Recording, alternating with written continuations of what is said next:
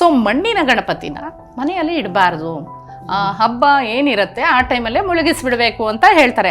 ಜನಗಳೇನ್ ಗೊತ್ತಾ, ಯಾರಿಗೆ ಪೂಜೆ ಮಾಡಕ್ ಆಗಲ್ವೋ ಅವ್ರಿಗೆ ಬೇಕಾದಂಗೆ ಎಸ್ಕೇಪಿಸಮ್ ಅಲ್ಲಿ ಏನೇನ್ ಬೇಕಾದ್ರೂ ರೀಸನ್ಸ್ ಕೊಟ್ಕೊಳ್ತಾರೆ. ತುಂಬಾ ಜನ ಚಿಕ್ಕ ವಯಸ್ಸಲ್ಲಿ ನಿಮಗೆ ಮುಟ್ಟಕ್ ಬಿಟ್ರಲ್ಲ ದೇವ್ರನ್ನ, ಅದ್ ಮುಟ್ಬೇಡ, ಇದ್ ಮುಟ್ಬೇಡ ಅಂತ ಪ್ರೀತಿಯಿಂದ ದೂರ ವಂಚಿಸ್ಬಿಟ್ಟಿರ್ತಾರೆ, ಅಂದ್ರೆ ದೇವ್ರ ಪ್ರೀತಿಯಿಂದ.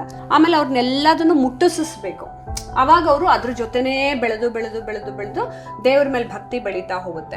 ನೀವು ಇದ್ರದ್ದೆಲ್ಲ ವಂಚಿಸ್ಬಿಟ್ಟು ಮಾಡ್ರನ್ ಆಗಿ ಅವ್ರನ್ನ ಬೆಳೆಸ್ಬಿಟ್ಟು ಆಮೇಲೆ ಅಯ್ಯೋ ನಮ್ಮ ಮಕ್ಕಳು ಹಬ್ಬ ಹರಿದಿನಕ್ಕೆ ಏನು ಮಾಡೋದಿಲ್ಲ. ಶ್ರದ್ಧೆ ನಿಮ್ಗೆ ಯಾವಾಗ ಗೊತ್ತಾ ಬರೋದು? ಉಪವಾಸ. ಫಸ್ಟ್ ನಿಮ್ಮ ಮಕ್ಕಳಿಗೆ ಉಪವಾಸ ಇಡಬೇಕು. ಅವಾಗ ಅವ್ರಿಗೊಂದು ತಗ್ಗಿ ಬಗ್ಗಿ ನಮ್ರತೆ ಅನ್ನೋದು ಬರುತ್ತೆ, ಶ್ರದ್ಧೆ ಅನ್ನೋದು ಬರುತ್ತೆ, ಅಹಂಕಾರ ಅನ್ನೋದು ತಗ್ಗಿಸ್ಬೇಕು. ಕೆಲವ್ರ ಮನೇಲಿ ಅಪ್ಪಂದ್ರು ಪೂಜೆ ಮಾಡ್ತಿದ್ರಂತೂ ಇನ್ನು ಓವರ್ ಸ್ಟ್ರಿಕ್ಟ್. ನೀನ್ ಅದು ಮುಟ್ಬೇಡ, ನೀನ್ ಇದು ಮುಟ್ಬೇಡ, ಇದು ಮುಟ್ಬೇಡ ಅಂತಾರೆ. ಆಮೇಲೆ ಅವಳು ಒಂದಿನ ಯಾರು ಲವ್ ಮಾಡ್ಕೊಂಡು ಮದ್ವೆ ಮಾಡ್ಕೊಂಡೋದ್ರೆ ಅವಾಗ ನೋಡಿದ್ಯಾ ಇಷ್ಟು ಪ್ರೀತಿಯಿಂದ ನೀನು ನೋಡ್ಕೊಂಡೆ ಹೊರಟೋದೆ ಅಂತ ಕಣ್ಣೀರ್ ಹಾಕೋತಾರೆ.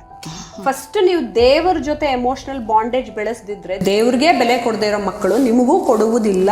ಇದನ್ನ ಅರ್ಥ ಮಾಡ್ಕೊಂಬಿಡಿ.